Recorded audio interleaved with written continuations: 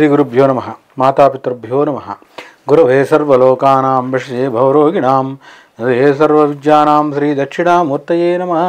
నారాయణ సమారంభాం శంకరాచార్య మధ్యమాం అస్మదాచార్యపర్యంతాం వందే గురు పరంపరాం. శ్రీ గురుభ్యో నమః. ఫిబ్రవరి మాసంలో ఫిబ్రవరి 16వ తారీఖు నుంచి మాసాంతం వరకు ఉన్న గ్రహస్థితి ఆధారంగా మేషరాశి నుంచి మీనరాశి వరకు సంబంధించినటువంటి పక్ష ఫలితాలు ఏ రకంగా ఉన్నాయో తెలుసుకుందాం. ముందుగా గ్రహస్థితులు ఏ రకంగా గ్రహగతులు ఉన్నాయో చూద్దాం. ఇక్కడ పరిశీలించుకుంటే రవి బుధులు ఇద్దరూ కూడా మరి కుంభరాశిలోనే శనితో కలిపి సంచారం చూస్తున్నాం. మీనరాశి యందు మరి శుక్ర రాహువుల యొక్క సంచారం చూస్తున్నాం. అదే సందర్భంలో వృషభ రాశిలో దేవగురువు అయినటువంటి బృహస్పతి యొక్క సంచారం చూస్తున్నాం. ఇక మిథున రాశి యందు కుజుని యొక్క సంచారం, కన్యారాశి యందు కేతువు యొక్క సంచారం. ఈ యొక్క సంచార రీత్యా మేషరాశి నుంచి మీనరాశి వరకు మరి మేషాది ద్వాదశ రాశుల వారందరికీ కూడా పక్ష ఫలితాలు ఏ రకంగా ఉంటాయి, వాటికి సంబంధించి ఒకవేళ ఇబ్బందికరమైన స్థితిలో ఉంటే ఆ రాశికి సంబంధించినటువంటి ఏం చేస్తే ఇబ్బందిలోంచి బయటకు వస్తారు పరిహారం కూడా తెలుసుకుందాం.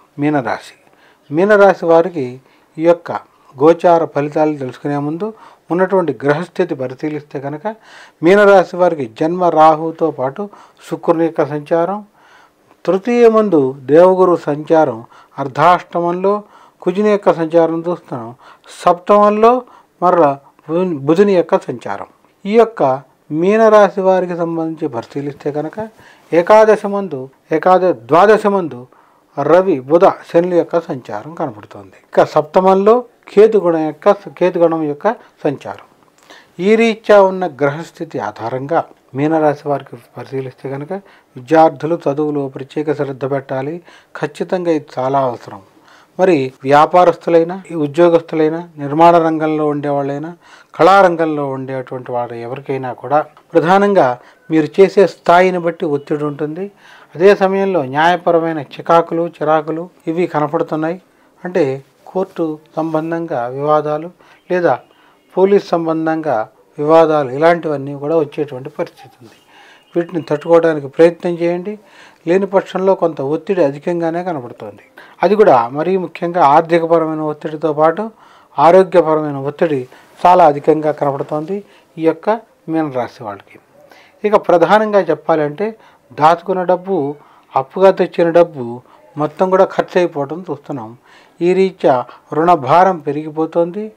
ఇంతే సమయంలో రుణం తీర్చవలసిన వారు ఆగకపోవడం ద్వారా మీకు వ్యక్తిగత జాతకంలో బలం లేకపోతే మాత్రం మీనరాశి వాళ్ళు అధికమైన ఒత్తిడికి గురవుతారు. మరి విద్యార్థులు ఖచ్చితంగా నిరంతరం ప్రత్యేక శ్రద్ధ పెడుతూ చదువుతూనే ఉండాలి. ప్రతినిత్యం గురు దక్షిణామూర్తి స్తోత్రం చేస్తూ ఉండాలి. ఒక్కసారైనా శనికి ప్రీతిగా దానం, గురువుకు ప్రీతిగా దానం చేయడం ద్వారా మీరు చేస్తున్న పనిలో ముందడుగు పడుతుంది. ఎలాంటి ఇబ్బంది ఉండదని చెప్తాం. ఇక వ్యాపారస్తులు, నిర్మాణ రంగంలో ఉండేటువంటి వాళ్ళు, కళారంగంలో ఉండేటువంటి వాళ్ళు, ఇతరత్ర రంగాల్లో ఉండేటువంటి వాళ్ళు ఎవరైనా కూడా కుజునికి ప్రీతిగా కందిపప్పు ఒక 2 కేజీలు దానం ఇచ్చి, అదే సమయంలో ఒక్కసారైనా శనిదానం చేయడం ద్వారా ఈ ఒత్తిడిని తట్టుకోవడానికి శక్తి దొరుకుతుంది. ఒత్తిడిని జయిస్తారని చెప్పట్లా నేను. ఒత్తిడిని తట్టుకునేటువంటి శక్తిని ఈశ్వరుడిస్తాడు. తద్వారా రేపేం చేద్దాం అనేటువంటి ఆలోచన అయినా వస్తుంది. ఇది మొత్తం మీద ఇక్కడ మనం పరిశీలిస్తే కనుక మీనరాశి వాళ్ళకి అప్రయత్నపూర్వకంగా కొంత నష్టం వచ్చే అవకాశం ఉంది. చేస్తున్న వ్యాపారం అవ్వచ్చు, లేదా ఇదివరకు వదిలేసినటువంటి వ్యాపారంలో అవ్వచ్చు, ఈ రకమైన నష్టం కొంత కనపడుతుంది. అదే సందర్భంలో మీకు ప్రమేయం లేకపోయినా కూడా న్యాయపరమైన విషయాల్లో కొంత చికాకులు కనపడుతున్నాయి, చిక్కులు కనపడుతున్నాయి. న్యాయస్థానాల్లో కూడా మీ మీద అభియోగాలు అయ్యేటువంటి పరిస్థితి కనపడుతుంది. మొత్తం మీద ఇక్కడ మీనరాశి వారికి సంబంధించి పరిశీలిస్తే కనుక బయటికి రావాలి అంటే మీ యొక్క వ్యక్తిగత జాతకంలో ఏదైనా దోషం ఉంటే కనుక ఖచ్చితంగా ఆ దోషాన్ని సరి చేసుకోవడానికి ప్రయత్నం చేయండి. ఎప్పుడైతే దోష పరిహారం జరుగుతుందో మీ యొక్క వ్యక్తిగత జాతకం కూడా యోగిస్తుంది. వ్యక్తిగత జాతకం ఎప్పుడైతే యోగిస్తుందో ఈ యొక్క కేశపాణానికి ఎలాంటి ఇబ్బంది ఉండదు. మీ యొక్క వ్యక్తిగత జాతకానికి ఎలాంటి ఇబ్బంది ఉండదు, ఆటంకం ఉండదు.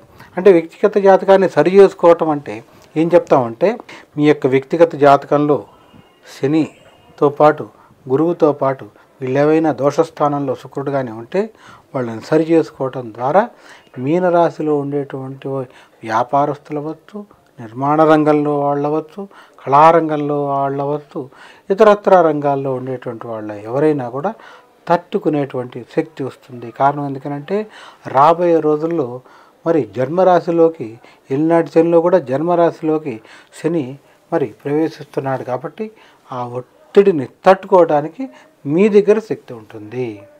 ఇది చాలా అవసరం.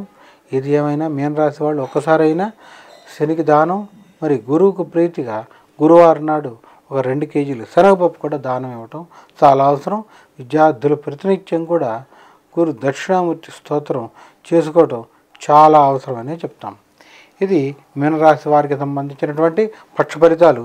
ఇందుకు సంబంధించి మీకు ఎవరికైనా కూడా ఎలాంటి సందేహం ఉన్నా కూడా మీ యొక్క వ్యక్తిగత జాతకాన్ని పరిశీలించి తెలియపరుస్తాను. నన్ను సంప్రదించండి. శుభం. స్వస్తి.